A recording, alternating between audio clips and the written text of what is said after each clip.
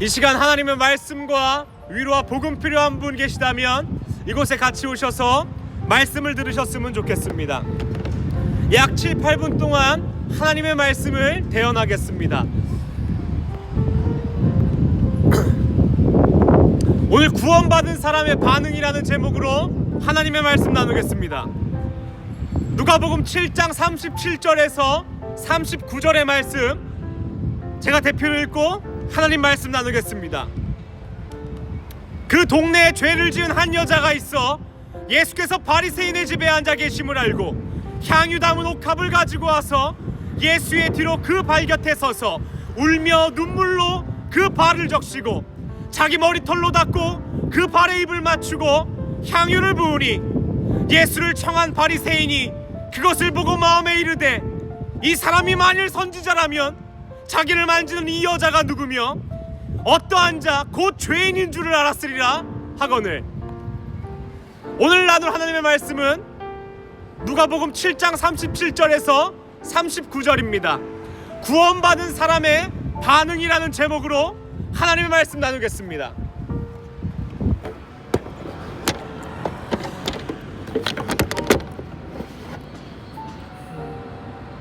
설교할 때 첫 번째로 하고 싶은 질문이 있다면 구원받으셨습니까? 입니다. 저는요, 제 두 아들이 구원받기를 간절히 원하고 또한 제 부모님이 구원받기를 간절히 원합니다.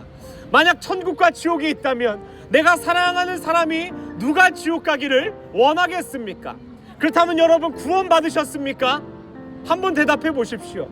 저도 어렸을 때부터 구원받았느냐라는 질문을 수없이 받았어요. 그러나 어린 시절부터 지금까지 제가 늘 답변하는 답은 하나입니다. 모릅니다. 왜냐하면 구원하심은 우리의 하나님과 어린 양께 있기 때문입니다. 제가 무엇이건데 제 입으로 감히 구원받았다 그러고 우리 아들이 구원받았다 얘기하겠습니까? 그러나 제가 어렸을 때 교사 선생님들과 목사님들이 늘 저를 혼냈어요. 내 구주를 입으로 시인하고 구주로 고백할 때 네가 구원받은 것인데 왜 모른다 그러냐? 근데 제가 무엇을 알겠습니까? 저는 아무것도 모르는 그저 하나님의 추한 종일 뿐입니다. 에스겔의 말씀을 기억하십니까? 하나님께서 에스겔에게 이렇게 말씀하세요. 이 마른 뼈들이 살아나겠느냐? 솔직히 저같이 믿음 없는 종이라면 하나님 안 될 것 같은데요? 불가능할 것 같은데요? 라고 얘기할 것 같습니다. 또는 믿음이 좋은 사람은 살아날 것 같습니다 라고 얘기할 수 있어요. 근데 오늘 에스겔이 뭐라고 얘기합니까? 주께서 하십니다. 옛날에요 어른들이 그렇게 얘기했어요. 야, 에스겔과 같이 교활하게 얘기해라. 그리고 어떻게 보면 지혜롭게 얘기해라. 쉽게 대답할 수 없는 문제 가운데 주께서 하십니다라고 얘기하고 넘어가라. 그렇게 얘기했습니다. 그러나 아무리 생각하고 묵상할수록 에스겔의 주께서 하십니다의 마음은 한없는 하나님의 신뢰였고 그 에스겔의 믿음이었습니다. 주님, 나는 아무것도 알지 못하고 모든 것이 주께 속했음을 이 부족한 종은 압니다라는 그 에스겔의 고백이었던 것입니다. 오늘 본문에는 두 명의 인물이 나와요. 한 사람은 바리새인이었던 시몬이고 한 사람은 수많은 죄를 지은 한 여인입니다. 오늘 예수님을 만난 그 사람의 반응을 통하여서 여러분 구원받은 사람의 반응인지 아니면 예수를 믿는 척하며 살아가는 반응인지를 확인해 보시길 바랍니다. 오늘 이 바리새인은 예수님을 자기의 집으로 초청합니다. 그리고 식사를 같이 해요. 근데 이 당시에 놀라운 것이 있었어요. 유명한 사람들이 밥을 먹으면 사람들이 구경을 와서 그 밥 먹는 장면을 볼 수 있는 거예요. 그래서 이 바리새인이 예수님을 초청한 것은 수많은 사람에게 보여주고 싶었던 것입니다. 내가 이 유명한 사람과 같이 밥을 먹는 대단한 사람이다. 수많은 사람들이 모여서 그 장면을 보고 있어요. 근데 오늘 한 사람이 나옵니다. 그 사람이 바로 죄 많이 지은 한 여자예요. 아마 이 사람이 죄를 많이 지은 걸 온 사람이 다 아는 것을 보면 아마도 몸을 팔았던 죄를 지었던 것 같아요. 근데 이 당시에는 죄 지은 사람과 함께 있는 것 자체가 부정한 것입니다. 그리고 돌을 던져 마땅한 거예요. 근데 오늘 이 여자의 반응을 보십시오. 예수 그리스도를 만난 사람의 반응을 보십시오. 그는 향유옥합을 가지고 와서 예수 그리스도 발 앞에 깨트립니다. 그 향유옥합이 얼마인 줄 아세요? 5천만 원 정도예요. 근데 이 여자는 어떤 마음으로 나왔을까요? 기억하시길 바랍니다. 예수 그리스도 안에 구원이 있다고 믿는 사람들은 모든 사람의 시선과 두려움을 이겨내고 자신의 전부를 쏟아부어 그 구원이 예수께 있음을 고백하며 나아갑니다. 그때 예수님 그 여자에게 무엇라 말씀하십니까? 네 믿음이 너를 구원하였다. 평안히 가라라고 얘기합니다. 근데 이 시몬의 반응은 어때요?